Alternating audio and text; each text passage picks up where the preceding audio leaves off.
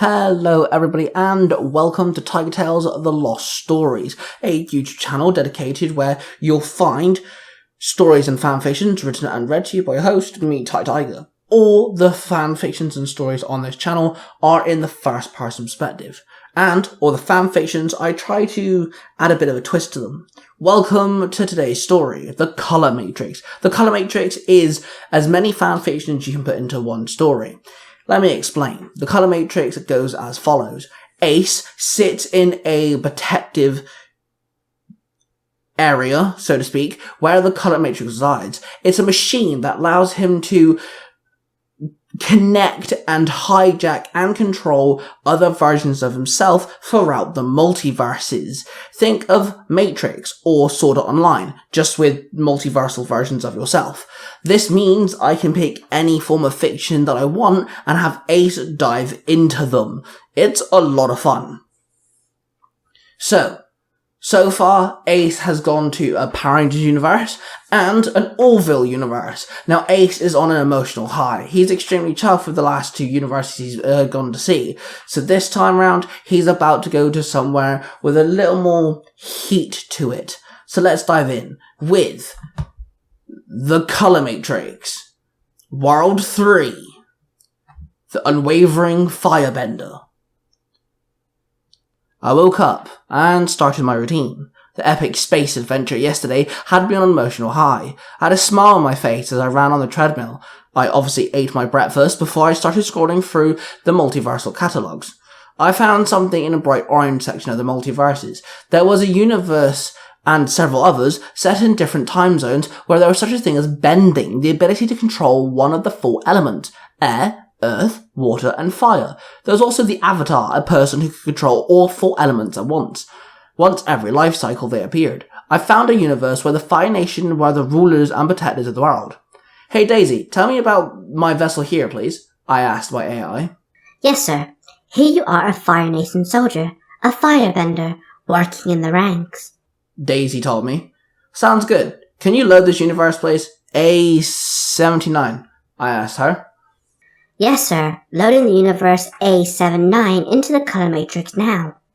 Daisy confirmed. I took my shirt off and I laid down on the Color Matrix bed. The needles plugged into my fingertips and my neck, and everything went dark as Daisy was reading my vital signs.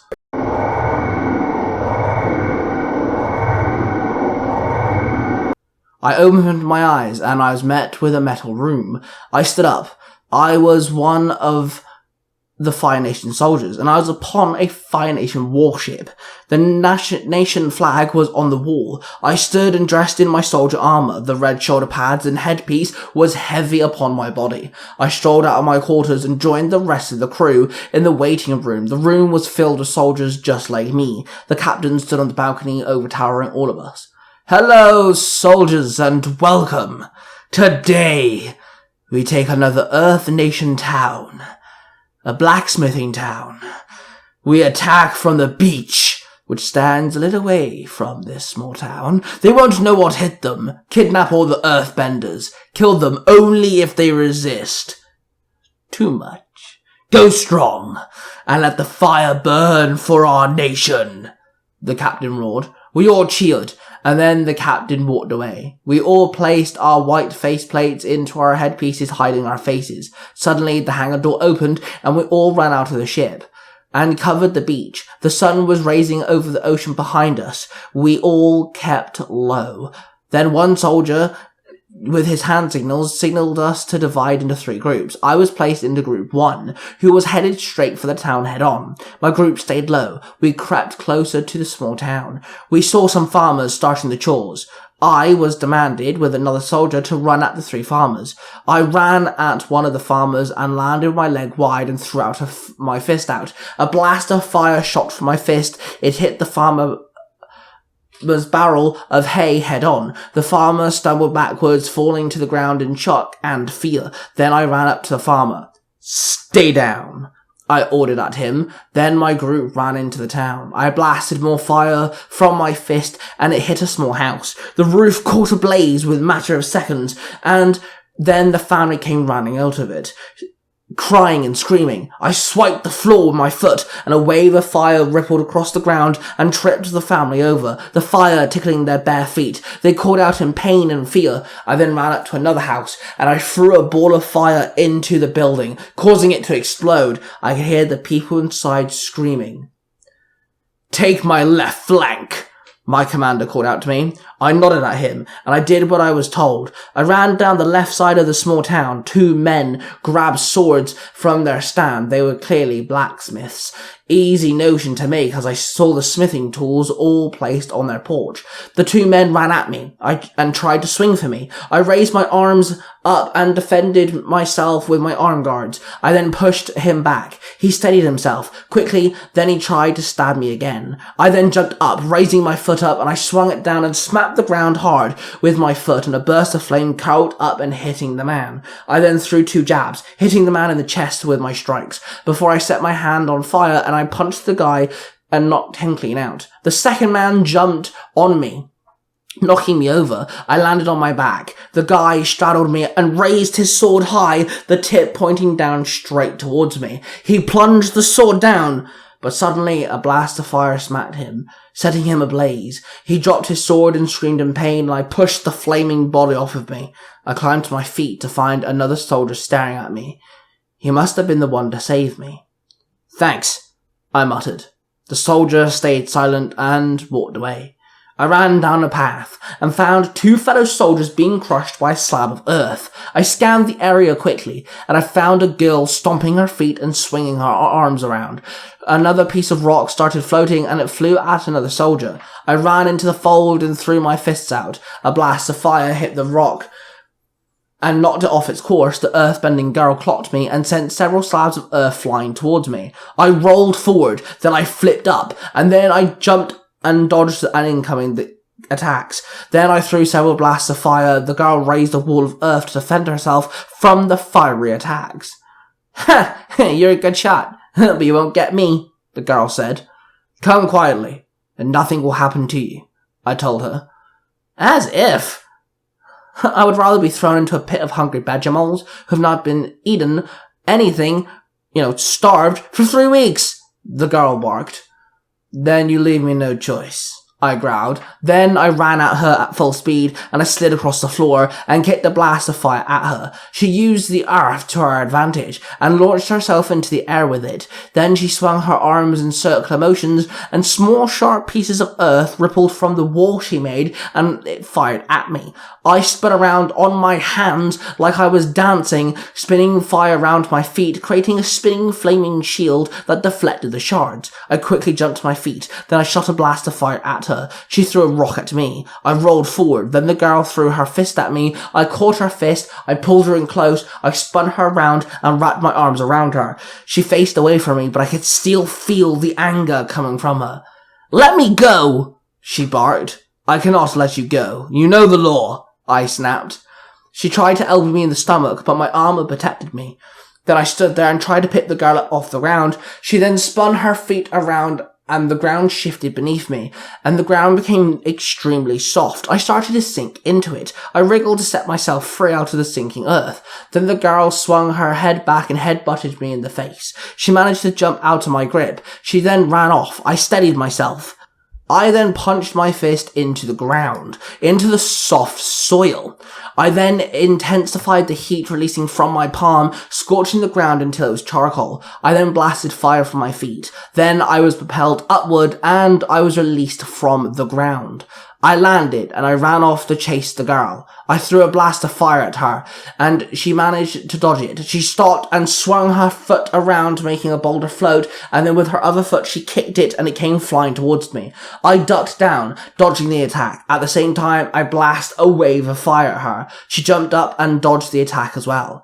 She raised her hands. I managed to throw a blast of fire at her, which struck her against her stomach before she could do anything. She fell backwards, landing on her back, on a mound of grass. I jumped up and blasted 2 blasts of fire at the girl, each one hitting each side of her. She covered her face with her arms to defend herself. I landed on top of her and aimed my fist at her. Then I saw the fear in her eyes, her body trembling. She laid there staring at me. I stood tall. I could not end this woman's life. this young girl's life. I held out my hand. She looked at me kind of puzzled. Then she took it. I pulled her to her feet, and she looked at me rather oddly, like she was trying to figure me out. "Aren't you gonna arrest me? Or kill me?" She barked at me. "No. Go now. Move fast," I ordered. She took one step back, her eyes still glued to me. She then took another step back.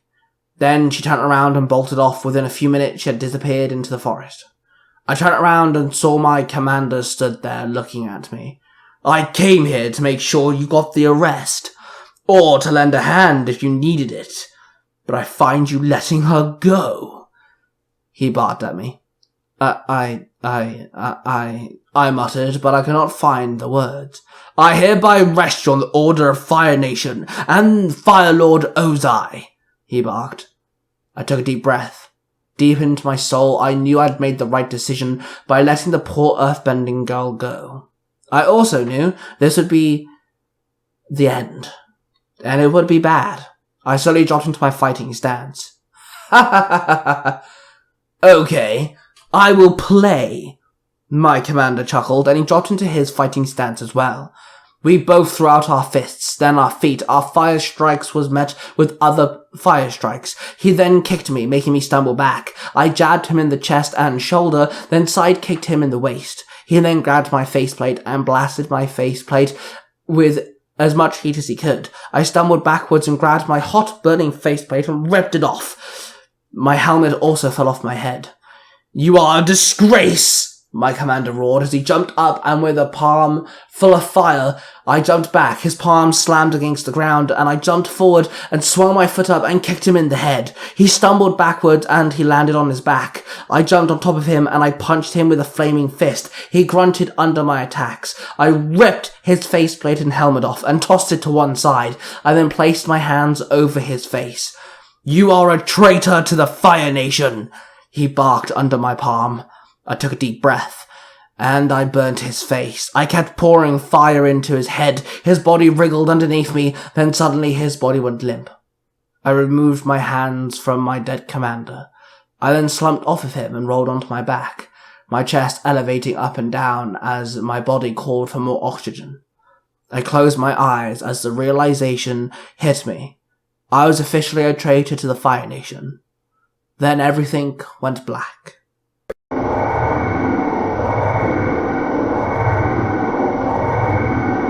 I woke up as the needles extracted from my body. Hello, sir. Our 8 hours was equals to 3 hours and 7 minutes in that universe. I hope you had a good time. Daisy told me.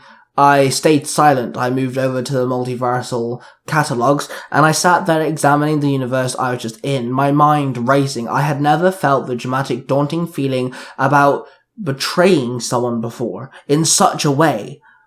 I would never betray a whole nation, not me personally.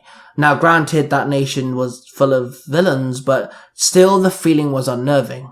I would hate to betray Sparks and the others like that. I sat there and contemplating this new feeling that overwhelmed me.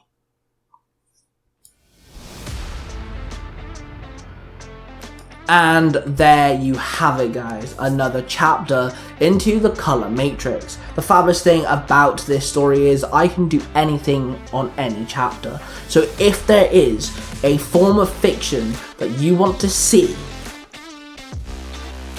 please let me know and I'll see what I can do. That being said, let's shout out some people.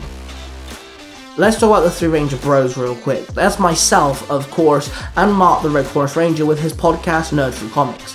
Then you also have our third member, Cosplay267, with his 4 podcasts, which he uploads stories on all 4 of them. That being Sailor Moon E, Power Rangers Universe 19, and Storytime with Cosplay Dude 637 with his YouTube channel, Nostalgia Time. He uploads all sorts of stories on all of them, so you might want to go check them out. We're in association with the Balkan Scholar podcast, Billy and Jim, and their podcast Zero to Hero, so you definitely want to check that out as well. Of course, this is Tiger Tales of Lost Stories, so you might want to subscribe to this channel so you don't miss another story. But there's also the original Tiger Tales channel, where you'll find more stories and fanfictions, but in the third person perspective, and there's more continuity driven sort of storylines there, so you might want to go subscribe to that channel too. That being said, thank you everyone for watching, and of course I shall see you guys in the next one.